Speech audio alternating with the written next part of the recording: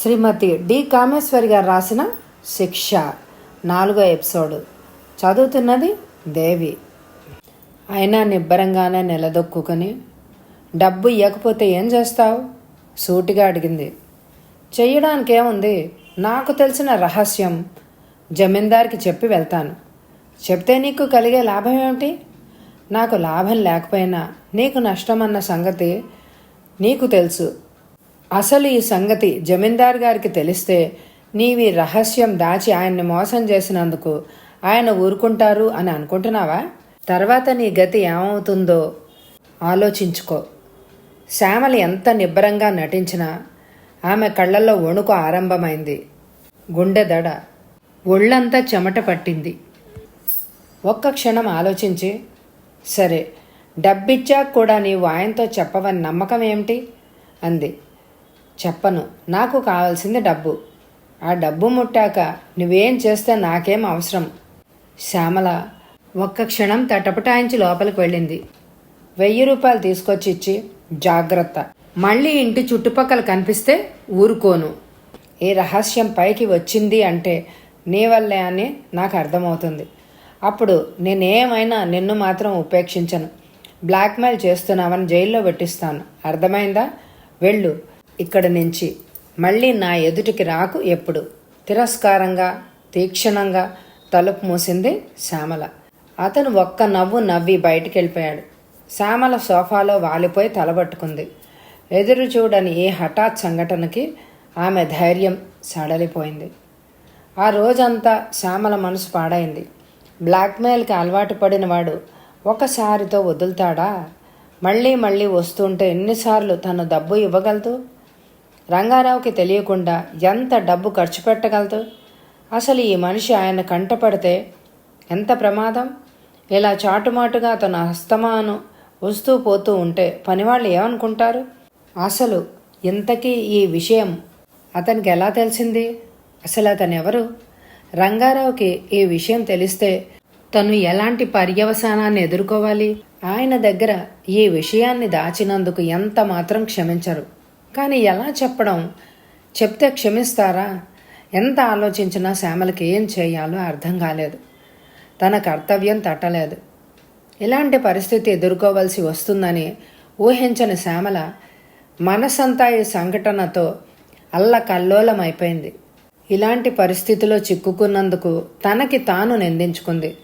ఆఖరికి సరే, చూద్దాం ఏమవుతుందో, మరోసారి వస్తాడో లేదో అని అనుకుంది. శ్యామల అనుమానం నిజమైంది. మళ్లీ నెల గడిచేసరికి రెండోసారి తయారయ్యాడు అతను. ఈసారి శ్యామల మీద దయతల్చి 500తో సరిపెట్టాడు. శ్యామల కోపం పట్టలేకపోయింది. శ్యామల కోపాన్ని ఆమె బెదిరింపులకి దడవనట్టు నిర్లక్ష్యంగా నవ్వి వెళ్ళిపోయాడు అతను. శ్యామల దిగులు ఆరాటం హెచ్చింది. ఆ సంఘటనతో ఎవరితో ఈ విషయం చెప్పుకోవాలో కూడా అర్థం కాలేదు. రంగారావుతో ఈ విషయం ఎలా చెప్పాలో, చెప్పకుండా ఎన్నాళ్ళు దాచుకోగలదు తను అన్నది ఆమెకి ఒక పెద్ద సమస్యగా తయారైంది. ఆ సమస్యకి పరిష్కారం అతి కొద్ది రోజుల్లోనే జరిగిపోయింది. ఆ రోజు ఊరికి వెళ్లిన రంగారావు అనుకోకుండా ఒకరోజు ముందు వచ్చారు. శ్యామల అలవాటుగా ఎదురు రాలేదు. గుమ్మంలోకి, బెడ్రూంలోకి వెళ్ళాడు. అక్కడ లేదు. ఉషను ఆడిస్తున్న ఆయాని, అమ్మగారెక్కడా అన్నారు రంగారావు గారు.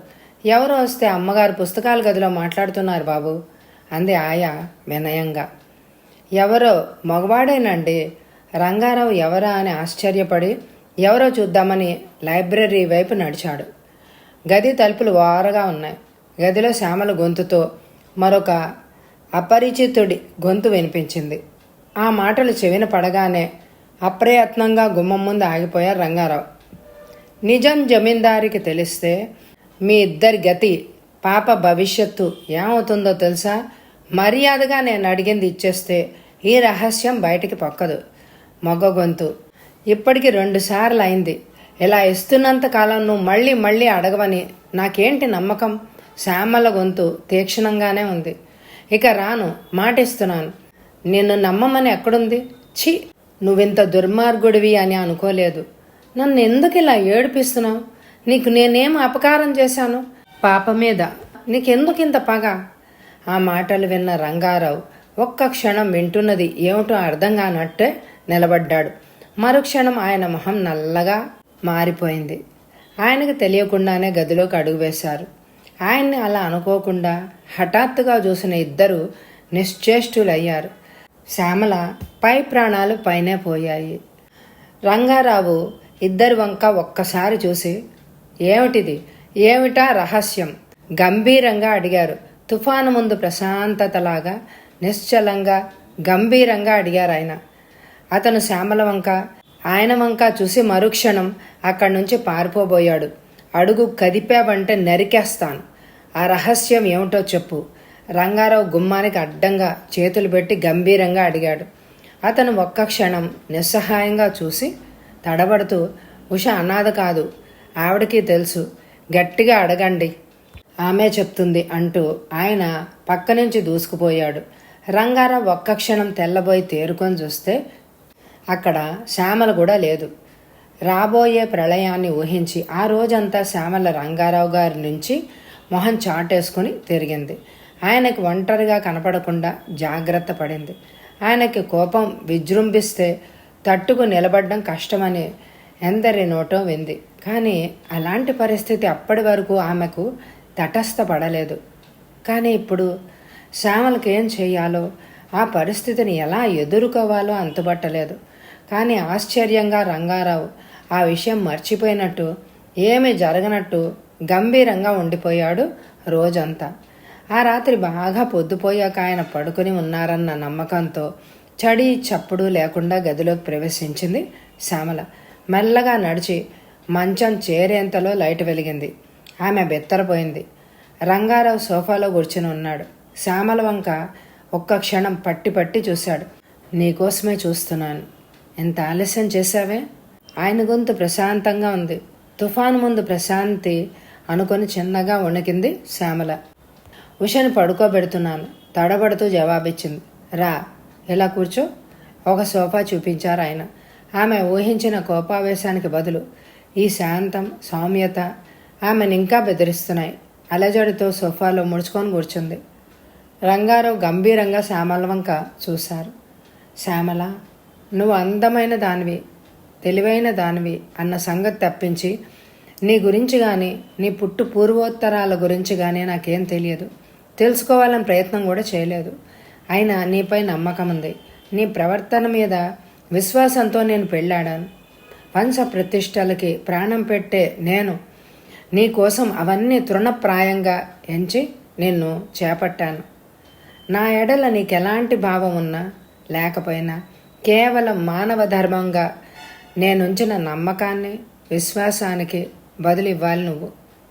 అవునంటావా? అతి సున్నితంగా మెత్తగా మొదలైన ఈ సంభాషణ ఎక్కడికి దారితీస్తుందో గ్రహించి వణికిపోయింది శ్యామల. ఆయన వంక చూడలేక తల వాల్చుకుంది. ఉష ఎవరు? ఈసారి ఆయన గొంతు మరింత గంభీరమైంది. శ్యామల మాట్లాడలేకపోయింది. ఇప్పుడింకా మాటలు మింగి ప్రయోజనం లేదు. రహస్యం దాచి లాభమూ లేదు. నేనేదో ఒక నిర్ణయానికి వచ్చే లోపల నువ్వు చెప్పదలిచింది చెప్పడం మంచిది.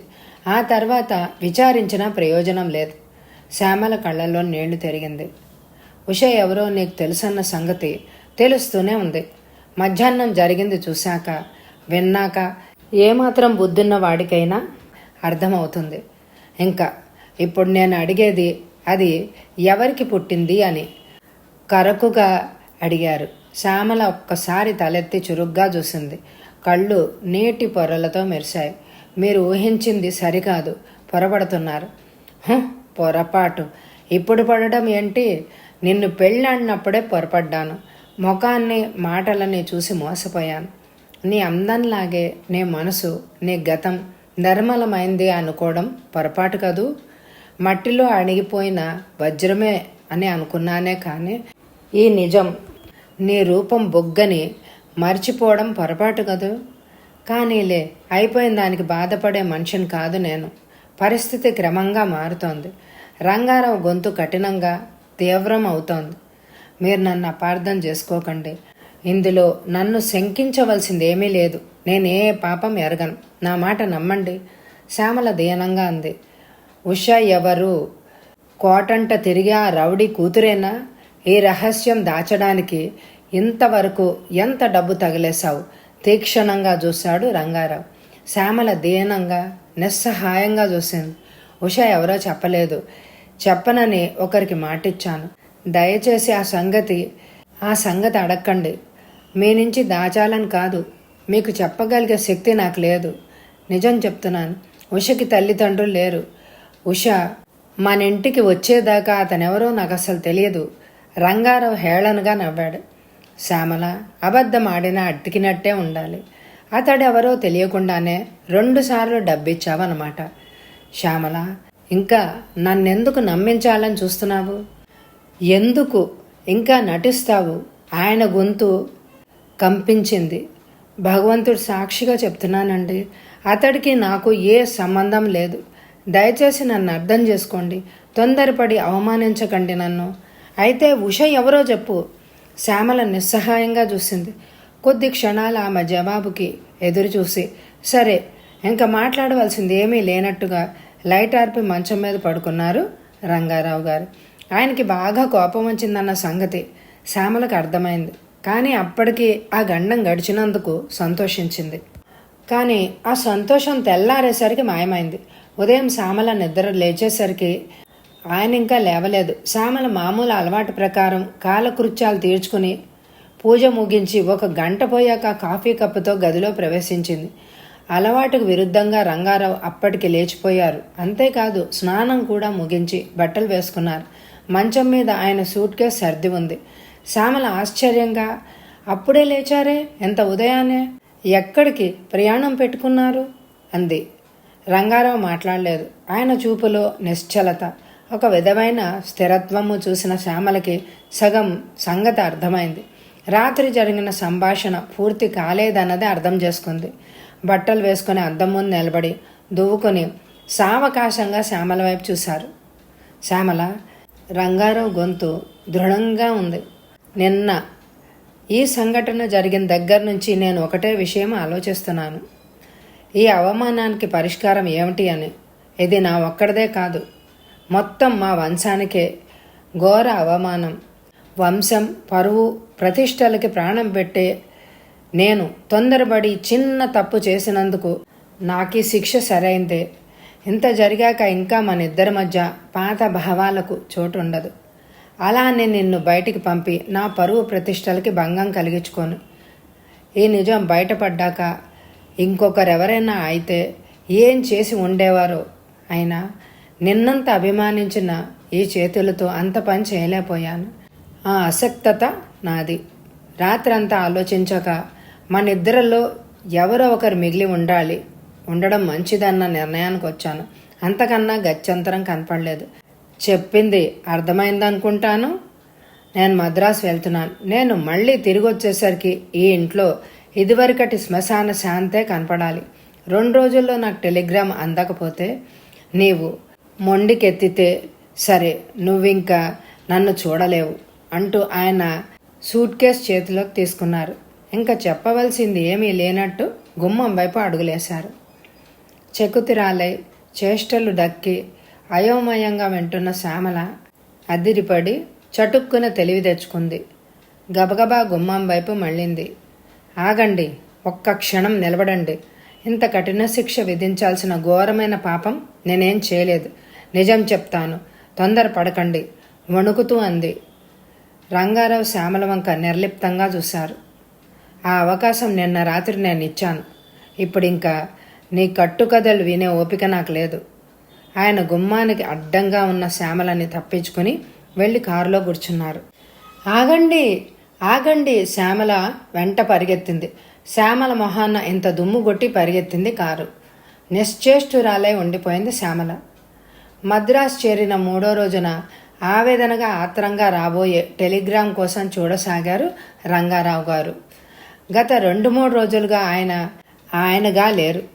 శ్యామలతో ఉన్న అనుబంధం కొద్ది రోజులకే అయినా ఆమె పట్ల ఆయనకు ఉన్న మమతానురాగాలు ఎంత ప్రయత్నించినా దూరం చేసుకోవడం ఆయన వశం కాకపోయింది. ఆమె తప్పు చేసినా అంత కఠిన శిక్ష విధించకపోవలసిందేమో. ఆమె పట్ల కాస్త దయ చూపవలసిందేమో అని ఒక్క క్షణం మదన పడేవారు. మరుక్షణం తన పరువు ప్రతిష్టలు నిలుపుకోవడానికి ఇంతకంటే గత్యంతరం ఏముంది అని నచ్చ చెప్పుకునేవారు. ఒక మనిషి ప్రాణం కంటే నీ పరువు ప్రతిష్టలు ముఖ్యమా అని అంతరాత్మ నిలవేసేది. కాకపోయినా అలాంటి ఆమెతో తను తిరిగి పాత జీవితం ఎలా గడపగలడు? అదే సరైన మార్గం అనుకునేవారు. ఒక్కసారి తన నిర్ణయం సరైందా కాదా అన్న మానసిక సంఘర్షణ మధ్య నలిగిపోతూ ఏం చెయ్యాలో తేల్చుకోలేని స్థితిలో తనను తాను మరచిపోవడానికి రోజంతా తాగుతూ గడిపేవాడు. ఏ క్షణాన టెలిగ్రామ్ వస్తుందోనని ఎదురు చూస్తున్న ఆయనకి రెండో రోజున ఇంటి నౌకరు స్వయంగా తెచ్చిచ్చిన పార్సిల్ అందింది. అది శ్యామల దగ్గర నుంచి అని అర్థమవగానే ఆశ్చర్యంగా ఆరాటంగా విప్పి చూశాడు. అందులో ఒక డైరీ ఉంది. ఆయనకేం అర్థం అవ్వలేదు. ఆశ్చర్యంగా ఆ డైరీ పేజీ తిప్పారు. అది చనిపోయిన ఆయన తమ్ముడు మాధవ్ది. శ్యామల మాధవ్. ఆ డైరీ తలా తోక అంతుపట్టక ఆయన మరో పేజీ తిప్పారు. దయచేసి ఈ డైరీ 14వ పేజీ నుంచి చివరి వరకు పూర్తిగా చదవండి. శ్యామల అని ఉంది. శ్యామలకి తమ్ముడు డైరీకి ఉన్న సంబంధం ఏమిటో అర్థం కాక ఆశ్చర్యంగా కుతూహలంగా 14వ పేజీ తిప్పారు రంగారావు గారు. తేదీల వారీగా వ్రాసి ఉన్న డైరీ 2 పేజీలు చదవగానే ఆయనకు కుతూహలం ఇమిడించింది. తారీఖులు మర్చిపోయి ఒక కథలాగా ఆ డైరీ చదువుతుంటే ఒక దృశ్య కావ్యం చదువుతున్న అనుభూతితో తనని తాను మరిచి ఆరాటంగా చదవసాగారు. ఈరోజు నా జీవితంలో మరపురాని మధురమైన రోజు. రజియాని చూసిన క్షణంలో ఏదో అయిపోయాను. ఎంతటి అపరూప సౌందర్యం! ఈరోజు బీచ్కి రావడం ఎంత అదృష్టం! రాకపోతే రజియా నాకు కనిపించేదా? అంతటి సౌందర్య రాశి నాకు లభించేదా? ఎంత చిత్రంగా పరిచయమైంది రజయ! మనోహరమైన సంధ్యా సమయంలో కిలకిలలాడుతూ వచ్చారు 6 అమ్మాయిలు. హాస్యాలాడుకుంటూ కిలకిలా నవ్వుకుంటున్న అమ్మాయిల అల్లరి వింటూ ఉంటే కొద్ది దూరంలో కూర్చున్న నేను చదువు సాగక పుస్తకం తెరిచి ఊరికే చూస్తూ వాళ్ల మాటలే వింటున్నాను. హఠాత్తుగా ఆ అమ్మాయి సంభాషణ మరొక రకంగా ఆరంభించారు. నెచ్చలి, ఆ సుందరాంగుడెవడే? అమ్మకు చెల్లా? ఆ సుందరాంగుని సోయగము చూచితివే? సఖీ, ఆ నూనూగు మీసకట్టు చూచితివా? మగసిరి ఉట్టిపడలేదే అతనిలో? చలి, ఎక్కడివాడో? ఎందు నుండి వచ్చినాడో? ఆహా, అతని పొందుగోరు భాగ్యమునకే ఎవత్తే తపంబు చేయుచున్నదో కదా? చూచితివా సఖీ, మన రాకుమార్తెనే అతడెట్లు వీక్షించుచున్నాడో కదా? ఆ జవ్వనుడు మన చెలికి ప్రాణ సకుడైన నెట్లుండెనే. సకులారా, నోరు మొయ్యండి. మతి భ్రమణం కలగలేదు కదా మీకు? అవును సఖి, అతని సోయగము చూచినంతనే మతి భ్రమించినది మాకు. ఆయనచో పోయి కట్టగట్టుకొని సముద్రంలో దూకుట మంచిది. అట్లనకు సఖి, ఆ సుందరాంగునికి నీకు పరిణయము సేయు వరకైనా మా ప్రాణంబులు నిలుపుకొనవలే.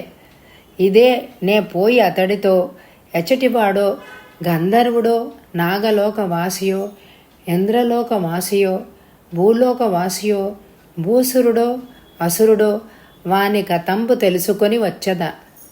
ఒక అల్లరి పిల్ల లేవబోయింది.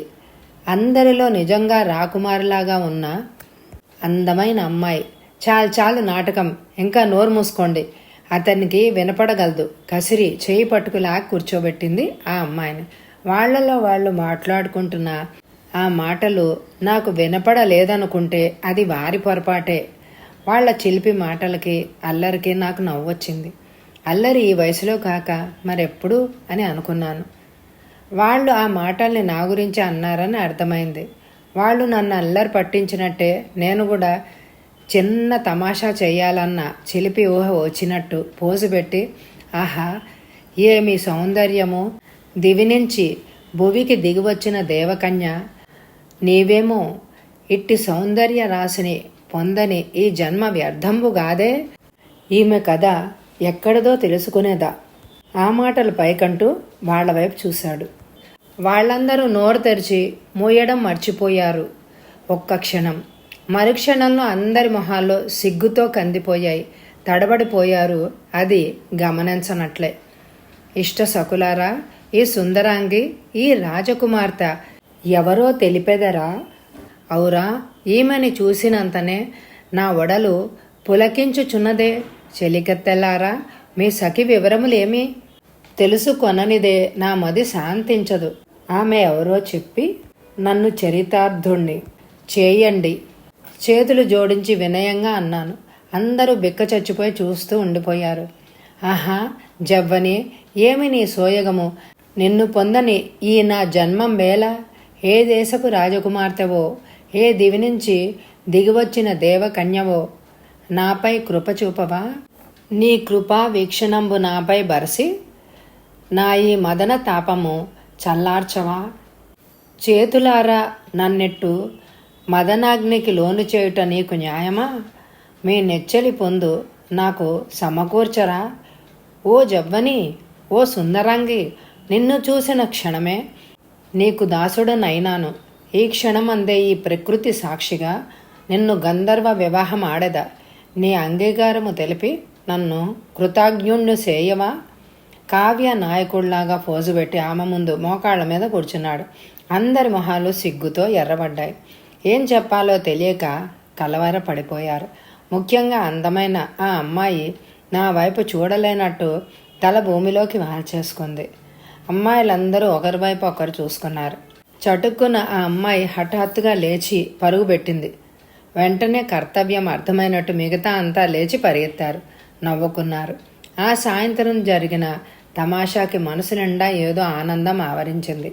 అంత సంతోషంలో ఆ అమ్మాయిలెవరో, ఎక్కడి వారో, ముఖ్యంగా అందమైన అమ్మాయి ఎవరో అన్న సందేహానికి జవాబు దొరక్క కాస్త నిరుత్సాహపడ్డాను.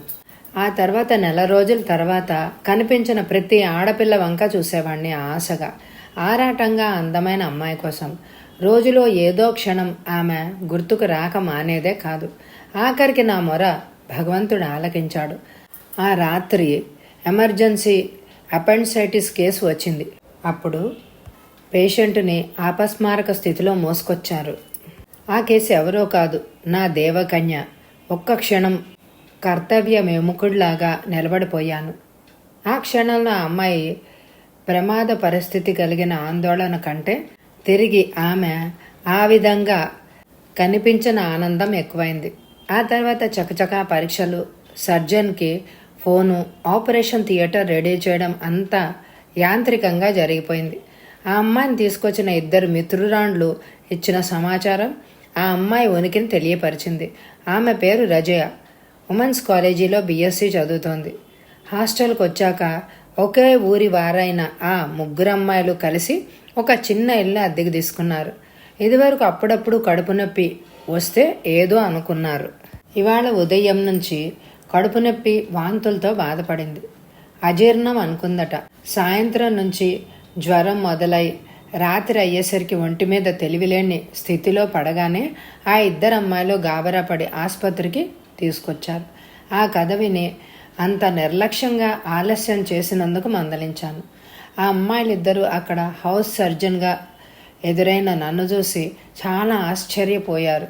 మొహాలు చూసుకున్నారు. నన్ను గుర్తించి సిగ్గుగా నవ్వుకొని కళ్ళతో మాట్లాడుకోవడం నాకంట పడకపోలేదు. ఆపరేషన్ చేస్తున్నంతసేపు నా మనసులో లేదు. యాంత్రికంగా బాస్కి అసిస్ట్ చేస్తున్న ఆలోచనలు, నా దృష్టి అంతా రజయా మీదే. రజయా మనిషిలాగే పేరు కూడా చాలా అందమైంది. అందం ముస్లిం వనిత సొత్తు అంటారు. నిజంగా రజయా అంత అందగత్తె. ఆ గులాబీ రంగు పల్చటి పొత్తి కడుపు మీద కత్తితో ఘాటు పెడుతూ ఉంటే నా హృదయం వెలవెల్లాడిపోయింది. తెలివి లేకుండా మూసుకున్న కళ్ళ కింద పొడవాటి కనురెప్పలు పిసిన కర్రల్లాగా పరుచుకున్నాయి. అసలే గులాబీ రంగులో ఉండే చెక్కిళ్ళు జ్వర తీవ్రతకి ముదురు గులాబీ రంగులు దాల్చాయి. ఆ సుకుమారమైన కోమలమైన చెయ్యిని తన చేతిలోకి తీసుకోగానే వణికాను. ఆ పొడవాటి వేళ్ళు, అందంగా కత్తిరించిన ఆ గోళ్ళు, మెత్తని పువ్వులాంటి చెయ్యి. అవసరానికి మించి ఎక్కువసేపే పట్టుకున్నాను. మొత్తానికి రజయ కంటపడిన క్షణం నుంచి నాలో ఏదో సంచలనం బయలుదేరింది. ఆపరేషన్ అయ్యి రజియాకి పూర్తిగా స్పృహ వచ్చేసరికి తెల్లవారింది. ప్రత్యేకమైన శ్రద్ధతో ప్రతి అరగంటకి వెళ్ళి రజియాను చూస్తూ ఉండేవాణ్ణి. అంతసేపు మెలకు వచ్చాక ఎదురుగా కనిపించిన నన్ను చూసి రజియ అంత బాధలోనూ చకితురాలైపోయింది. అసలే పెద్దవైన ఆ కళ్ళు మరింత విప్పారాయి. పారిపోయిన ఆ బుగ్గలు గులాబీ రంగు దాల్చాయి. ఏమీ అర్థం కానట్లు అయోమయంగా నా వంక చుట్టూ చూసింది. ఎక్కడున్నాను, నేనెక్కడున్నాను అంటూ గొణిగింది. ఆపరేషన్ కాగానే ఆమె స్నేహితురాళ్ళిద్దరూ రూమ్కి వెళ్ళి వస్తామని వెళ్లారు. జరిగిందేది ఆమెకి గుర్తులేదని స్పష్టపడింది. మీరెవరు? నేను అంటూ గాబరాగా చుట్టూ చూసింది. ఆరాటంగా లేవబోయింది. చటుక్కున ముందుకు వంగి ఆమె భుజాలు పట్టుకుని పడుకోబెట్టాను. లేవకూడదు మీరు అన్నాను. పక్కన ఉన్న నర్సు వచ్చి ఆమెను సరిగ్గా పడుకోబెట్టి దుప్పటి కప్పింది. భయంగా చూసింది రజియా. మరేం భయం లేదు, మీకు అపెండిసైటిస్ ఆపరేషన్ జరిగింది అంతే. ఇప్పుడు ఇంకేం భయం లేదు, మీకేం పర్వాలేదు, నిశ్చింతగా పడుకోండి అన్నాను మృదువుగా. నమ్మలేనట్టు చూసింది. దుప్పట్లోని ఆమె చెయ్యి కడుపు మీదకు వెళ్ళింది. ఆ తర్వాత బాధతో పెదవులు బిగబట్టి మీరెక్కడి నుంచి వచ్చారు? మా ఫ్రెండ్స్ అంతా ఉన్నారు. మీరు అట్టే మాట్లాడకండి, కదలకుండా పడుకోండి. వాళ్ళు ఇప్పటి వరకు ఇక్కడే ఉన్నారు, ఇప్పుడే రూమ్కి వెళ్ళారు. మీరు ఇంకా మాట్లాడకండే, రెస్ట్ తీసుకోవాలి అంటూ నేను అక్కడ హౌస్ సర్జన్ అని, మీకేం పర్వాలేదు, నేను వచ్చి మధ్య మధ్య చూస్తూ ఉంటాను అని కోరకుండానే అభయం ఇచ్చి ఆమె మళ్ళీ కాస్త మగతలోకి జారగానే బయటకు వచ్చాను. పగల్ డ్యూటీ నాది కాకపోయినా 2 గంటలకు ఒకసారి వచ్చి చూసేవాడిని. నా శ్రద్ధాశక్తుల్ని ఆశ్చర్యంగా చూస్తున్న నర్సులకి, తోటి కొలీగ్స్కి నా ఫ్రెండ్ చెల్లెలు అంటూ చిన్న అబద్ధం చెప్పాను. రజియా పట్ల నా కుతూహలం, ఆసక్తికి నాకే అర్థం తెలియదు. ఆసుపత్రిలో రజియా ఉన్న 10 రోజులు నాకు 10 నిమిషాలాగా గడిచిపోయాయి. ఆమె అక్కడ అలా దేవకన్యలాగా బెడ్ మీద పడుకుంటే హాస్పిటల్కే అందం, చైతన్యం వచ్చినట్టుగా అనిపించేది. ఆ 10 రోజుల్లో రజియా సిగ్గు, బెరుకు పోగొట్టుకుని నాతో చనువుగా మాట్లాడింది. ముందు రోజు బాధలో ఉన్న తర్వాత కాస్త తేరుకున్నాక నా పట్ల కుతూహలం కనపరుస్తోందని నాకు అనిపించేది. ఆమె స్నేహితురాళ్ళిద్దరూ ఆమెని తెగ హాస్యాలు చేసి ఏడిపిస్తూ ఆట పట్టించేవాళ్ళు. ముందు రోజు నేను ఇంటికెళ్ళి ఫ్రెష్ అయి వచ్చేసరికి ఆమె స్నేహితురాళ్ళిద్దరూ, ఇదేమిటి నీ రాకుమారుడు ఇక్కడ ప్రత్యక్షమయ్యాడు హఠాత్తుగా, చెలి నీ మనోభీష్టం నెరవేర్చుటకు ఆ దేవుడే మిమ్మల్ని కలిపినట్టున్నాడేమో అంటూ హాస్యమాడుతున్నారు.